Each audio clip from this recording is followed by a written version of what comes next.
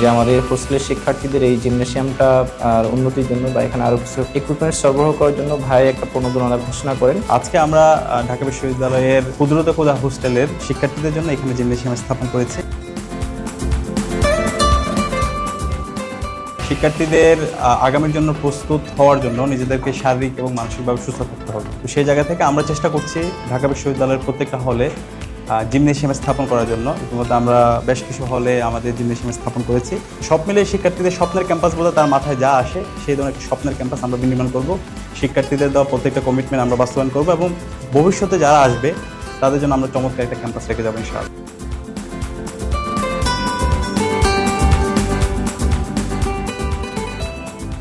এবং এইটার পাশাপাশি আমাদের আরো কিছু অপরচুনিটি সামনে আছে। যদি সবকিছু অ্যাচিভ করতে পারি, আশা করি আগামী 1-2 বছরের মধ্যে আইলেট মোটামুটি ওয়ার্ল্ডের যে কোনো জায়গার সাথে তার মেশিনারিজ এবং তার টেকনোলজিকে তুমি কম্পেয়ার করার মতো একটা জায়গা পাবে। বিপি সাদিক কায়েমকে উদ্দেশ্য করে বলতে চাই, আমরা ইতিমধ্যে দেখেছি কোনো একটা হলে 56 লক্ষ টাকা খরচ করে সে ওই জায়গার এসি এবং অন্যান্য কার্যক্রম সম্পাদন করেছে। আমি মনে ঠিক বলেছি, রাইট?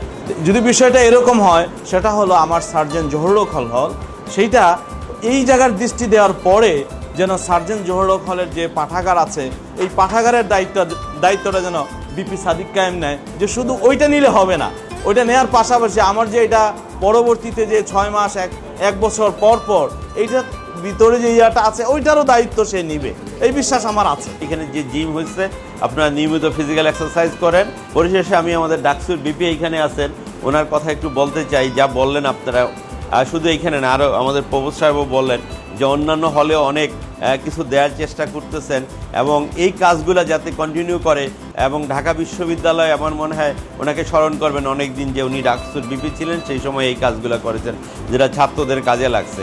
আর আপনি ডাকসুর বিপি থেকে চলে গেলেও আপনাকে অন্যরা অনুসরণ করবে যে আপনি এই কাজটা করছেন, যে আগের জন্য এরকম কাজ করছে, আমি এখন এটা করতে হবে, পরের জন্য ইটস এ চ্যালেঞ্জ। আমরা রাজনৈতিক সচেতন হব, কিন্তু এর পাশাপাশি বিশ্ববিদ্যালয়ের যে মূল কাজ, পড়াশোনা করা, গবেষণা করা, বিজ্ঞান, প্রযুক্তি, শিল্প, সাহিত্য, সংস্কৃতির মাধ্যমে আমাদেরকে আগামীর বাংলাদেশ এবং সারা বিশ্বে নেতৃত্ব দেওয়ার মতো আমাদেরকে উপযোগী হিসেবে গড়ে তোলা। আর পার্শ্ববর্তী আমাদের ছাত্রীদের সুলতানা কামাল যে হোস্টেল আছে, সেখানে আমরা ইতিমধ্যে রিডিং রুম এসি স্থাপন শুরু করে দিয়েছি।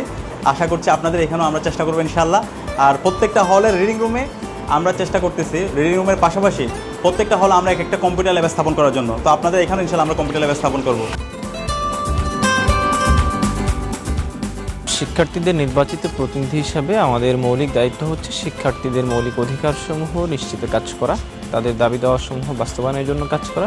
আমরা প্রত্যাশা করছি যে জিমনেশিয়ামের মাধ্যমে শিক্ষার্থীদের শারীরিক এবং মানসিক সুস্থতা নিশ্চিতে আরও বেশি তৎপর ভূমিকা পালন করতে পারবে বা এটি সহায়ক হবে বলে আমরা মনে করি।